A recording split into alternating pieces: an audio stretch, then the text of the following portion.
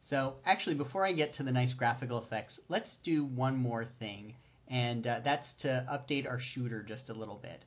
If we're to take a look at the real Peggle game, or at least my flash approximation of it, you can see that the area that the ball shoots from isn't actually a point that stays the same on screen the entire time. As I move, sorry, that's my cat. As I move, the point at which my ball gets shot from changes basically along this little arc. And so we can reproduce that pretty easily within our Puggle application. Let's find out how to do that right now. Now, once again, I'm probably going to have to subject you to my terrible art. I apologize for that. But, well, that's the way these things go. So I'm going to create a new symbol here in Flash, and I'm going to call it a shooter. And we can remember to export it. Its base class will be a sprite. And this is basically just going to be like a... Let's make this a big old cannon-like thing. So we'll make it, I don't know.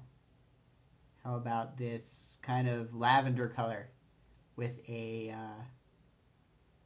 dark blue outline? So we'll do something like this. You know, let's make a circle. Fantastic. I'm going to, let's make it 90 pixels by 90 pixels. We can set her at -45, -45. And then the place where we're actually going to shoot our ball out of will be this little rectangle that I'm going to place on the side here. Wow, it's amazing that no one has actually contracted me to do freelance artwork. They clearly don't know what they're missing. So the one thing I'm going to do here is I'm going to make a little note of where the end of this shooter is. Look over here, let's say. It looks like it is basically, the x position is 70. So we know that at point 70, 0, that's basically the end of the cannon. And this is probably where we want to shoot our ball out of. So we'll remember that. Now that we've created the shooter in our library, let's go and create the class in our code. So I'm going to create a new class, and we're going to call it shooter. As you remember, it extends sprite. And I'm going to create a constant here that we'll call, I don't know, ball offset. That will be a point at 70, 0, which corresponds to the end of our cannon. Now the shooter is going to be responsible for two things. The first thing it's going to do is follow my mouse movement on screen. You know, when I move my mouse around, we should have the shooter basically rotate to match where my cursor is. So I'm going to do that, at least for now, just by creating an event listener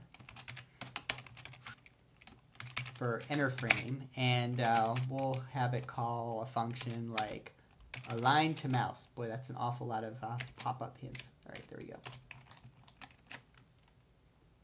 Now basically for this function, what I'm going to do is take a look at where the mouse cursor is in relation to the shooter and essentially rotate my shooter so that it points to the mouse.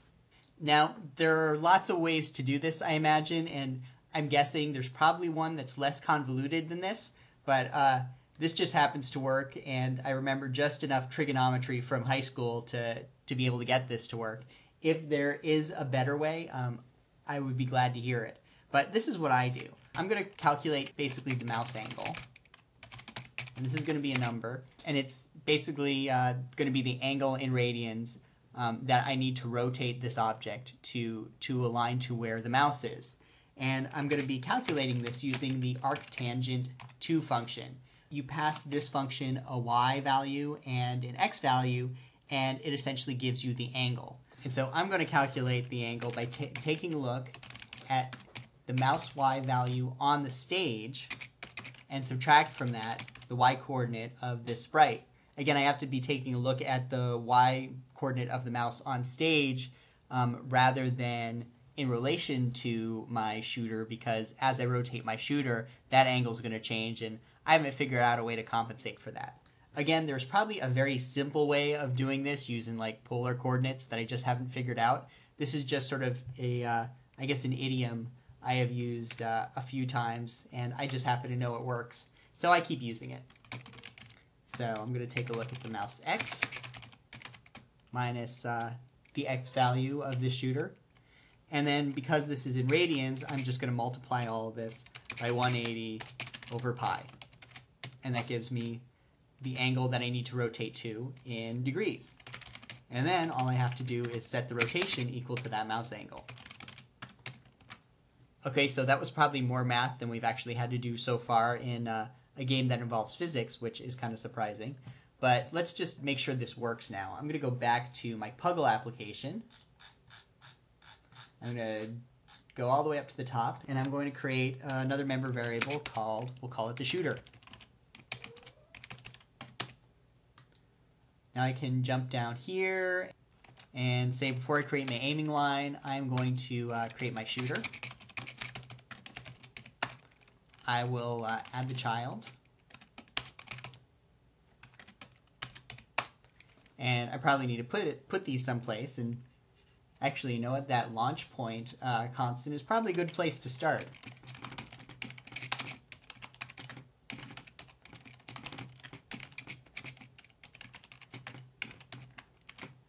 All right, let's just give this a quick test run to make sure it all still seems to work.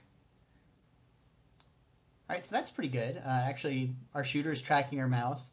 And, you know, it actually looks like our ball is getting shot out of the end of this shooter, even though you can tell that's not quite the case. By the time we get to these extremes, you can kind of see the path of the ball has dipped a bit so that it's just kind of hitting the lower end of our shooter. Really, our ball is getting launched from the center of this thing, which we don't want to do. So let's quickly fix that. I'm going to go back to my shooter. I'm going to add in one more function here that I will call, it's going to be a public function. I'm going to call it get launch position. This will be a point. And basically all we need to do here is take this ball offset that we have defined above and return the value of this after we have gone and rotated our sprite. And I don't even need to do any math for this. I can just call the local to global function. And I'm just going to pass in the ball offset. And that's it, actually. That's all I need to do. So now we're going to go back to my Puggle application. I'm going to first do two things. I'm going to rename this launch point to something like shooter point, just so I remember what this is. Now I got to make sure I change it here. The other thing I now have to do is look at the places where I have called launch point. The first place is when showing our aim line. Now instead of using this constant of launch point, I am basically going to create a little local variable, and I'm basically going to ask our shooter to get our launch position.